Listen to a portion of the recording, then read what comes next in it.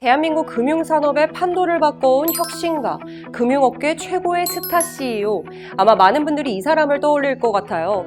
바로 미래에셋 금융그룹의 박현주 회장입니다. 금융업계의 살아있는 전설로 불리죠. 월급쟁이로 시작해서 수조 원대의 자산가에 올랐고 자본금 100억 원으로 출발한 미래에셋을 자산운용, 보험, 증권을 아우르는 국내 1위 금융그룹으로 키워냈기 때문인데요. 사실 박현주 회장은 인생 자체가 기록의 사나이라고 해도 과언이 아닙니다. 증권사 셀러리맨 시절에는 업계 최연소 지점장, 최연소 임원 기록을 잇따라 깼고요. 창업 후에는 국내 1호 자산운용사 설립, 국내 1호 공모펀드 출시, 국내 증권사 최초 자기자본금 10조 원 달성 등 셀 수 없는 신기록을 써왔습니다. 단순히 기록만 세운 게 아니죠. 은행 저축이 최고의 미덕이던 때에 투자의 시대, 펀드의 시대를 개막한 인물이 바로 박현주 회장입니다. 한국 자본시장의 역사는 박현주 이전과 이후로 나뉜다, 이런 말이 나오는 이유이기도 한데요. 최근 박현주 회장은 또 한 번 화제의 중심에 있습니다. 바로 K컬처, K푸드를 잇는 또 하나의 한류, K금융의 돌풍을 일으키고 있기 때문인데요. 요즘 미래에셋 그룹 해외에서 정말 잘 나갑니다. 6월 말 기준 미래에셋이 해외에서 운용하는 자산은 117조 원에 달하고요. 금융 수출로 얻은 수익이 무려 1조 원이 넘습니다. 사실상 국내에는 적수가 없을 정도인데요. 과연 미래에셋을 국내 1등을 넘어 글로벌 금융기업으로 도약시킨 박현주 회장의 리더십, 그 핵심은 뭘까요? 오늘은 한국 금융산업을 움직이는 파워맨, 박현주 회장의 리더십 비밀을 파헤쳐 보도록 하겠습니다. 1990년대 여의도 증권가에서 박현주를 모르는 사람은 아무도 없었다고 합니다. 32살의 최연소 지점장에 전국 1등 지점 타이틀은 항상 박현주의 차지였기 때문인데요. 증권맨들의 워너비 스타이자 탄탄대로가 보장됐던 그때 박현주 회장은 돌연 사표를 던집니다. 마흔이 되기 전에 내 회사를 갖고 싶다. 한 번뿐인 인생 후회하고 싶지 않다. 이게 이유였는데요.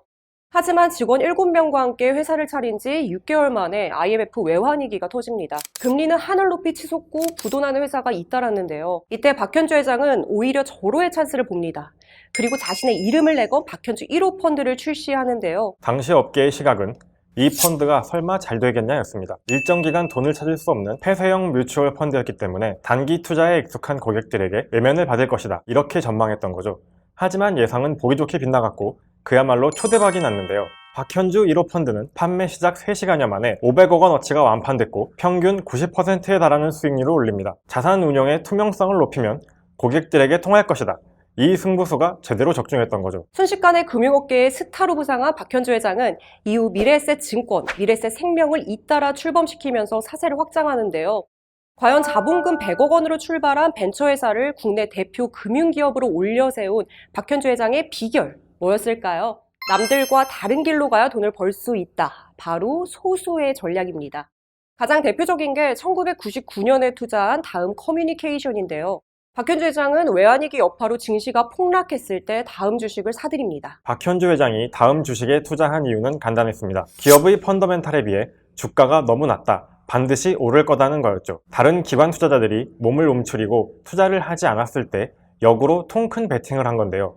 판단은 적중했습니다. 한국 증시는 이내 회복됐고 박현주 회장은 다음 매각 대금으로 무려 1,200억 원을 거머쥡니다. 24억에 산 주식에서 50배의 수익을 올린 것이죠. 남들이 다 주식만 쳐다보고 있을 때 부동산 투자, 해외 투자로 대박을 낸 것도 미래에셋입니다. 2006년 박현주 회장은 2,600억 원을 투자해 중국 푸둥 빌딩을 사들였는데요. 당시에 모든 임직원들은 가격에 거품이 너무 심한 거 아니냐, 중국 경제도 불안한데 왜 무리를 하냐, 이렇게 결사반대를 했다고 하죠. 결과는 어땠을까요? 현재 이 빌딩의 가치는 매입가의 6배에 육박하는 1조 5천억 원에 달합니다. 글로벌 분산 투자, 대체 투자로 눈을 돌려야 승산이 있다, 이런 박 회장의 성구안이 적중했던 거죠. 그런데 참 궁금해집니다. 아무리 투자 감각이 좋다고 해도 어떻게 돈 냄새를 이렇게 기가 막히게 맡을 수 있었을까요? 박현주 회장이 꼽는 통찰력의 비밀, 바로 독서입니다. 박현주 회장은 어릴 때부터 책에 푹 빠져 살았다고 하죠. 지금도 1년에 읽는 영어 원서만 5,000페이지에 달한다는데요. 책을 읽는 방법도 조금 남다릅니다. 내 의견과 달라도 마치 저자와 대화를 하듯이 마음을 열고 읽는다는 건데요. 편견 없이 사회를 바라보고 투자 시야를 넓힐 수 있었던 비결인 셈이죠. 박현주 회장이 꼽는 또 하나의 비밀, 바로 통계 자료입니다. 박현주 회장이 중국 푸둥타워의 인수를 밀어붙였던 결정적인 이유, 알고 보면 36%라는 숫자였다고 해요.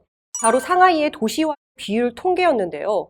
당시에 세계 주요 대도시의 도시화율은 90%였던 상황. 머지않아 상하이의 도시화율은 당연히 크게 높아질 거다. 그렇게 되면 번화가 랜드마크 건물에 입주하려는 수요도 늘어난다. 바로 이렇게 예측을 한 건데요. 통계자료, 숫자 하나에서 미래의 흐름을 읽는 통찰력. 박현주 회장의 숨은 무기였던 거죠. 2016년 미래에셋은 대우증권 인수에 성공하면서 업계 1위, 초대형 증권사로 올라섭니다.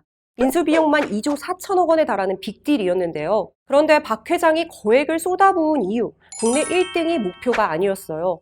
바로 대우증권의 해외 거점을 활용해 글로벌 투자은행으로 도약하겠다. 이런 진짜 목표가 있었기 때문인데요. 사실 박현주 회장이 해외 진출에 올인한 데에는 남다른 사연도 숨어 있습니다. 지난 2000년이었는데요. 의욕차게 출시했던 박현주 펀드 2호가 증시 급락으로 원금이 반토막 나면서 투자자들의 격렬한 항의를 받게 됐고 결국 청산을 하게 됐는데요. 뼈아픈 실패를 맛보게 된 박현주 회장은 회사 창립 멤버들을 붙잡고 밤새도록 펑펑 울었다고 합니다. 박 회장으로서는 억울할 만도 한 게 폐쇄형 펀드의 한계를 노린 외국인 투자자들이 펀드를 대량 매도하면서 가격이 폭락했기 때문이죠. 박 회장은 이때 결심을 합니다. 국내 시장에만 투자하다가는 외국인 투자자들에게 언제든지 휘둘릴 수 있다. 해외 투자만이 답이다. 박현주 회장은 곧바로 1년간 미국 유학길에 올랐습니다. 당시에는 도피성 유학을 간 거 아니냐, 정치 자금과 연관돼서 쫓겨난 거다, 이런 소문까지 돌았다고 하는데요. 하지만 이 선택은 전화위복의 계기가 됩니다. 당시 하버드대 비즈니스 스쿨에서 쌓은 경험과 지식이 해외 진출을 위한 귀한 자산이 됐기 때문인데요. 그리고 2003년 국내 최초로 홍콩 현지 법인을 설립하면서 본격적인 해외 진출에 돌입합니다. 회사 안팎의 반응은 회의적이었습니다. 그냥 하던 대로 국내에서나 잘하자. 경험도 없는 우리가 글로벌 기업과 어떻게 경쟁이 되겠냐. 하지만 박현주 회장은 이 한마디로 반대 여론을 일축시킵니다. 내가 실패하더라도 내 경험은 후배에게 남는다. 리더가 패배주의에 빠지면 금융의 삼성전자는 나타날 수 없다. 불가능을 상상하라. 그로부터 20년이 지난 지금, 과연 성적표는 어떨까요? 현재 미래에셋은 미국, 브라질, 일본, 호주 등 세계 14개 지역에서 283조 원을 운영하는 글로벌 금융기업으로 거듭났고요. 국내보다 해외에서 더 많은 돈을 벌어들이는 유일한 금융회사가 됐습니다. 금융은 내수산업이다라는 고정관념을 깨고 금융 패배주의를 걷어찬 도전 덕분에 괄목할 만한 성과를 얻었다고 평가받고 있습니다. 미래에셋의 해외 성과에는 박현주 회장의 뚝심도 지대한 역할을 했습니다. 2000년대 초반 박현주 회장은 매년 수개월씩 혼자 신흥 국가를 찾아다니면서 현지 시장을 점검했다고 하죠. 이때 눈에 들어온 나라가 바로 인도. 인도의 높은 성장 가능성이라면 장기 투자할 가치가 있다. 이렇게 판단을 한 건데요. 박현주 회장은 긴 호흡으로 인도 시장을 개척합니다. 글로벌 금융위기로 모든 외국인 회사가 철수를 할 때 오직 미래에셋만이 꿋꿋이 인도 시장을 지켰고요. 성과가 지지부진했을 때도 당장 손해가 나더라도 미래를 보고 가자. 이렇게 임직원들을 독려합니다. 철저한 현지화 전략도 병행했는데요. 200여 명에 달하는 인도 법인 직원 중 한국인은 1명에 불과할 정도로 현지 전문가들로 팀을 구성했고요.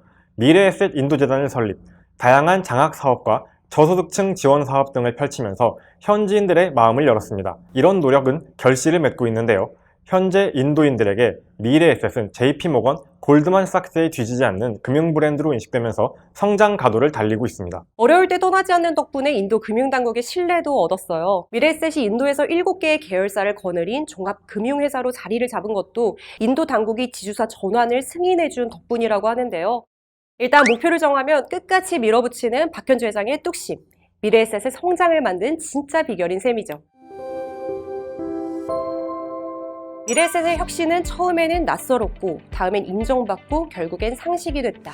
우리는 벽을 문으로 바꾸듯 금융의 세계를 여는 영원한 혁신자가 되겠다. 박현주 회장에 대한 개인적인 평가는 엇갈릴 수 있지만요. 남들이 가지 않는 길, 최초의 길을 걸어온 개척자 정신만큼은 인정할 수밖에 없을 텐데요. 박현주 회장의 야심은 여전히 현재 진행형입니다. 미래에셋을 아시아 넘버원 금융그룹, 한국형 골드만삭스로 키우겠다는 건데요.